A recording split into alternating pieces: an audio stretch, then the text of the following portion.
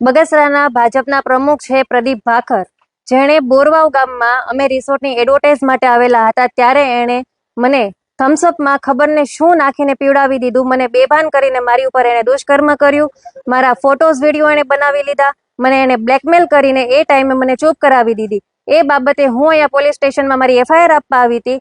અરજી અમે ટપાલ દ્વારા મોકલેલી હતી. અહીંથી અમને કોઈ રિસ્પોન્સ ના મળ્યો. મારે સુરતથી છેક અહીંયા આવવું પડ્યું સ્પેશિયલી આ માટે. કઈ police station? Talala police station. હું મોડલિંગનું કરું છું. મારે એડવર્ટાઇઝનું કામ છે. બોરવાવ ગામમાં ધ ગીર પેલેસ રિસોર્ટની એડવર્ટાઇઝ માટે હું અને મારા હસબન્ડ અમે બંને અહીંયા આવેલા હતા. એ સમયે મારા હસબન્ડના ફ્રેન્ડ છે પ્રદીપ ભાખર. એ પછી પ્રદીપ ભાખરને ખબર પડી કે અમે આ રિસોર્ટ ઉપર એડવર્ટાઇઝ માટે આવેલા છીએ. એનો ફોન મારા હસબન્ડ ઉપર આવ્યો કે તમે લોકો અહીંયા છો તો અમે આવીએ છીએ.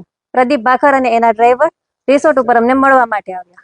સાથે રાત્રે અમે સાથે જમ્યા છીએ, ગાર્ડનમાં બેઠા છીએ. પછી અચાનક મારા હસબન્ડના ફોન ઉપર એમના મિત્રનો ફોન આવે છે તો એ કંઈક કામથી બહાર જતા રહી છે અને હું મારા રૂમમાં જતી રહું છું. મારા રૂમમાં ગયા પછી પ્રદીપ ભાખર 15 મિનિટ રહીને મારા રૂમનો દરવાજો ખખડાવે છે. મને કે મોડલિંગ બાબતે તમારી સાથે વાત કરવી છે, તમે અનુમતિ આપતા હોય. મેં તો ઓકે, કેમ કે મારે મોડલિંગનું કામ છે તો હું કોઈને પણ આ વસ્તુની ના નથી પાડવાની. મેં તો ઓકે, વાંધો ને, આપણે વાત કરીએ. એ મારા રૂમમાં આવ્યા. એમના હાથમાં ઓલરેડી થમ્સઅપની બોટલ હતી જ. એ પોતે સિગરેટ પીવે છે તો એના હાથમાં સિગરેટનું બોક્સ પણ હતું. એ થમ્સઅપ મેં પીધી 15 મિનિટ પછી મારું માથું ફરવા લાગ્યું. પછી હું બેભાન થઈ ગઈ. પછી હું જે અવસ્થામાં ઊભી થઈ ત્યારે મારા શરીર ઉપર એક પણ કપડું નહીં. એ બાથરૂમમાંથી બહાર આવ્યો. મેં એને પૂછ્યું કે તે આ શું કર્યું?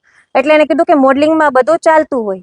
તો મેં કીધું હું મારા પતિને જણાવીશ. તો એણે મને એવું કીધું કે જો તું તારા પતિને કહીશ તો તારા ફોટોઝ અને વિડીયો મારી પાસે છે, એ હું મીડિયામાં અને સોશિયલ મીડિયામાં જાહેર કરી દઈશ અને તારું ઘર હું બરબાદ કરી નાખીશ.